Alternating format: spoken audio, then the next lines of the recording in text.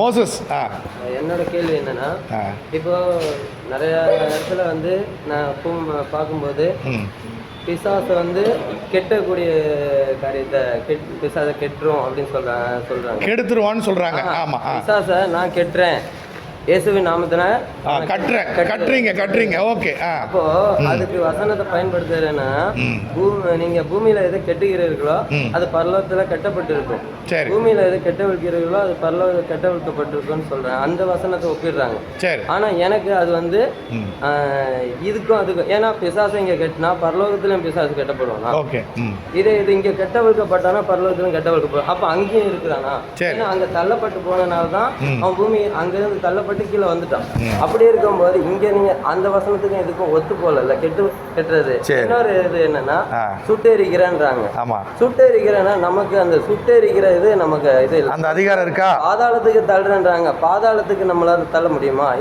அவனை இயேசு கிறிஸ்து அவர் இந்த பூமியில இருந்த நாட்கள்ல அந்த காரியத்தை அவர் செய்யவே இல்லை. இயேசுவின் அவர் வந்து என்ன பண்ணாரு, துரத்த தான் செஞ்சாரு. இவனை விட்டு புறப்பட்டு போன்னு சொன்னாரு, புறப்பட்டு போச்சு.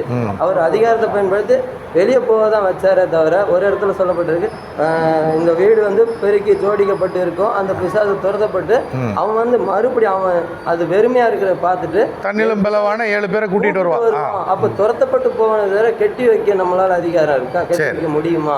சரி, மோசஸினுடைய அவ்வளவுதானே. மோசஸினுடைய முக்கியமான கேள்வி, பிசாசை அழிக்கிறதுக்கோ பிசாசை கட்டுறதுக்கோ நமக்கு அதிகாரம் இருக்கா?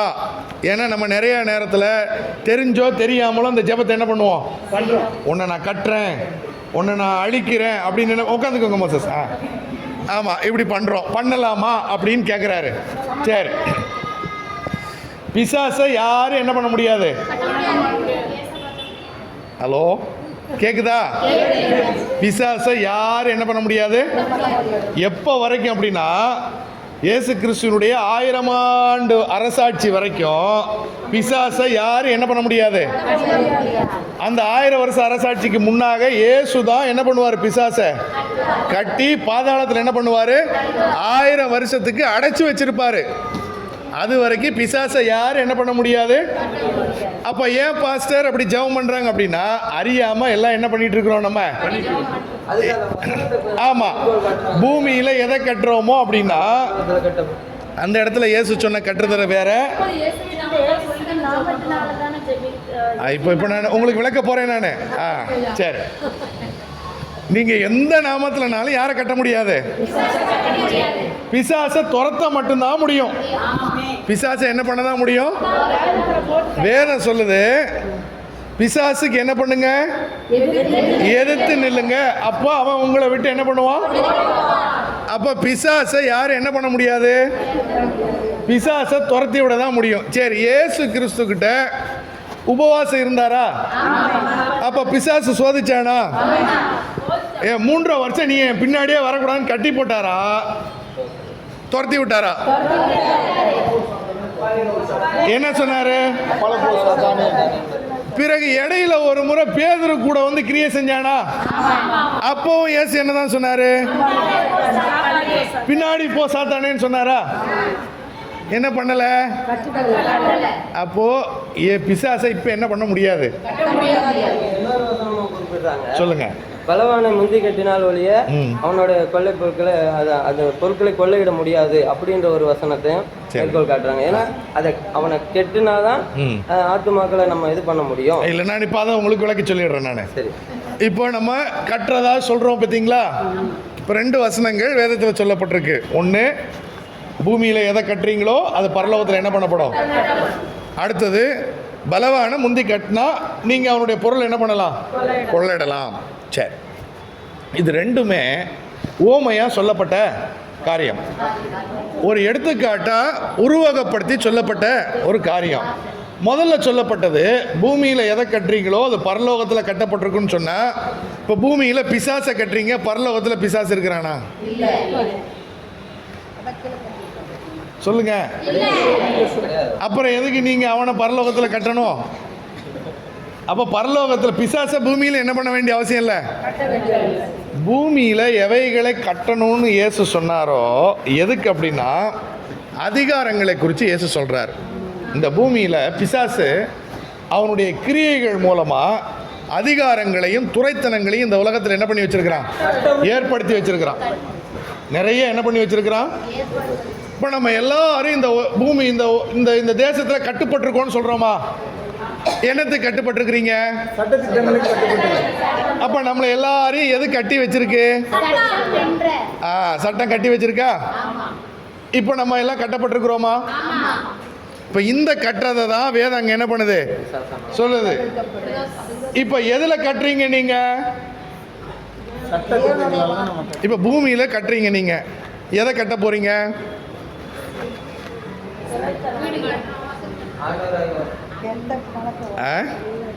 இப்போ பரலோகத்தில் வீடு, பூமியில் கட்டுறீங்க. பரலோகத்தில் வீடு கட்டுறீங்களா?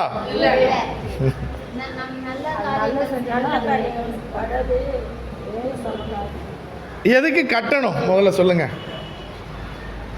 கட்டணும் அப்படின்னு அங்கே சொல்லப்பட்டிருக்கிறதுடைய அர்த்தம் கட்டுப்படுத்தப்படணும், கட்டுப்பாடாக இருக்கணும்.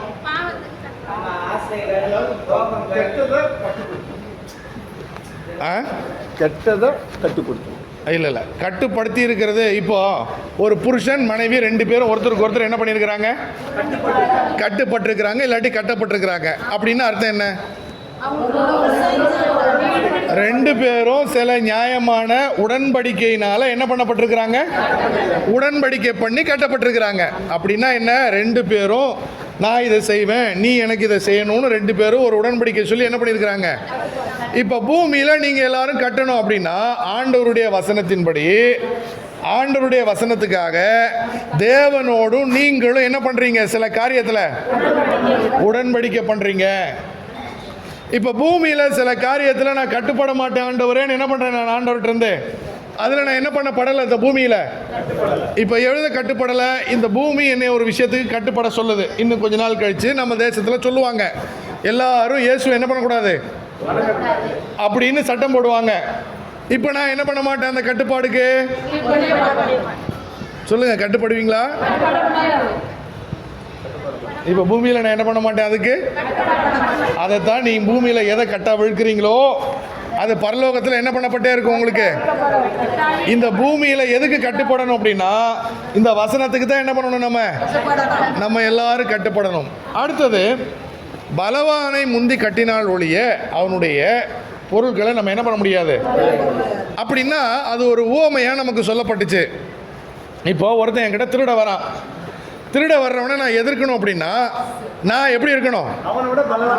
அதை தான் அங்கே வேதம் சொல்லுது. நான் அவனை விட எப்படி இருக்கணும்? அப்போ பிசாசு நம்ம கிட்ட வர்றவன் எப்படிப்பட்டவன்? அவன் பலவானா பலகீனமானவனா? அவன் நிச்சயமா பலவான் தான். அவன் தந்திரமானவனா தந்திரம் இல்லாதவனா? ரொம்ப தந்திரமானவன். மூளைக்காரனா இல்லையா? ரொம்ப மூளைக்காரன். அப்போ நம்ம என்ன பண்ணணும்? அவனை விட அதிக ஞானமாக இருக்கணும், அவனை விட அதிக மூலக்காரங்களா இருக்கணும், அவனை விட அதிக பலம் உள்ளவங்களா இருக்கணும். எப்படி இருக்க முடியும்? இதுக்கு தான் நமக்கு பரிசுத்த ஆவியானவர் என்ன பண்ணப்பட்டிருக்கிறாரு. அப்ப என்னுடைய பலத்தினால நான் அவனை மேற்கொள்ள முடியாது. பரிசுத்த ஆவியானவருடைய பலத்தினால, தேவனுடைய பலத்தினால நான் யாரை மேற்கொள்ள முடியும்? பிசாசை. அப்போ பிசாசை மேற்கொள்றதுக்காக சொல்லப்பட்ட ஓமையான காரியம்தான் மோசஸ் நீங்கள் கேட்ட காரியம். அதனால ஜெபம் பண்ணுறது ஒருவேளை பழக்கமாக இருந்தால் ஜெபம் பண்ணினா தப்பு இல்லை. ஆனால் அறிஞ்சு கொண்டு இனிமேல் என்ன பண்ணாதீங்க, பிசாசை கட்டுற ஆண்டவரேன்னு என்ன பண்ணாதீங்க, ஜெபம் பண்ணாதீங்க. பிசாசை துரத்துறேன்னு என்ன பண்ணுங்க. பிசாசு ஏதாவது கிரியை செய்யறானா நீ அப்பால எப்போன்னு என்ன பண்ணுங்க, அவனை நெருப்புல போட்டு நீங்க சுட்டரிக்க முடியாது, அவனை அழிக்கவும் முடியாது.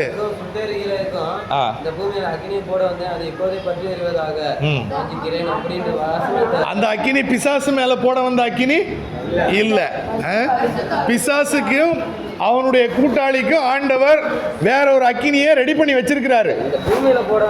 ஆமா, இந்த பூமியில போட வந்த அக்கினி என்ன அப்படின்னா, யோவான் ஸ்நானகன் அதே விஷயத்தை சொல்லியிருக்கிறாரு. என்ன சொல்லியிருக்கிறாரு? நான் உங்களுக்கு தண்ணியில ஞான ஸ்நானம் கொடுக்குறேன், எனக்கு பின்னாடி ஒருத்தர் வர போறாரு, அவர் என்ன பண்ணுவாரு, பரிசுத்த ஆவியினாலையும் அக்கினியினாலையும் உங்களுக்கு என்ன பண்ணுவாரு. அது என்ன அக்கினி? இப்ப பரிசுத்த ஆவியினால ஞானஸ்நானம் கொடுக்க போறாரு. அது என்ன ஞானஸ்நானம்? அபிஷேகம். அதான் என்ன அபிஷேகம்? எது பரிசுத்த ஆவியானவர்? வார்த்தை தான் பரிசுத்த ஆவியானவர். இப்ப எதுல ஞானஸ்நானம் கொடுக்க போறாரு? இப்ப நம்ம எல்லாரும் வார்த்தையில ஞானஸ்நானம் எடுக்கணும்னா என்ன பண்ணணும்? வார்த்தையை படிக்கிறீங்களா? நிறைய படிக்கிறீங்களா? வசனம் வாசிக்கிறீங்களா? கேட்குறீங்களா? ஆடியோ பைபிள் எல்லாம் ஆல்மோஸ்ட் வச்சிருப்பீங்கன்னு நினைக்கிறேன். எல்லா ஆடியோ பைபிள் வச்சிருக்கீங்களா? எதுக்காக ஆடியோ பைபிள்? பரிசுத்த ஆவியானவரால் என்ன பண்ணணும்? நிறையணும். யாருனால? இப்ப இந்த பரிசுத்த ஆவியானவர் நிறையிற ஒரு ஞானஸ்நானம். இன்னொன்னு சொன்னாரு, அக்கினியினால என்ன பண்ண போறேன்? எதுக்கு இந்த அக்கினி ஞானஸ்நானம்? அதே வசனத்துல கீழே வாசித்தீங்கன்னா விளக்குறாரு. கோடாரியானது எங்க வைக்கப்பட்டிருக்கு? நல்ல கனி கொடுக்கிற மரம்லாம், நல்ல கனி கொடுக்காத மரம்லாம். இந்த வசனம் ஒன்று நம்ம பலப்படுத்தும், கீழ்ப்படியிலனா என்ன பண்ணும்? நியாயம் தீர்க்கும். இந்த வசனம் என்ன பண்ணும்? நியாயம் தீர்க்கும். அதனால தான் அக்கினியை போட வந்தேன்னு இயேசு கிறிஸ்து என்ன பண்ணாரு? சொன்னார், இந்த உலகத்துக்கு என்னுடைய சுவிசேஷத்தை, என்னுடைய வார்த்தையை கேட்டு ஏற்றுக்கொள்ளுகிறவனை நியாயம் தீர்க்கிறது என்ன பண்ணுது? ஒன்று இருக்கிறது. நான் சொன்ன வசனமே என்ன பண்ணுவோம்? கடைசி நாளில் நியாயம் தீர்க்கும். ஒன்று நித்திய ஜீவனை சுதந்திரிப்பாங்க, இல்லைனா இதே வசனம் அக்கினியாய் மாறி என்ன பண்ணும்? ஆமாம், அவர்களுக்கு நியாய தீர்ப்பை கட்டளையிடும். அதனால அது அந்த அர்த்தத்தில் தான் வேதம் என்ன பண்ணப்பட்டுச்சு? சொல்லப்படி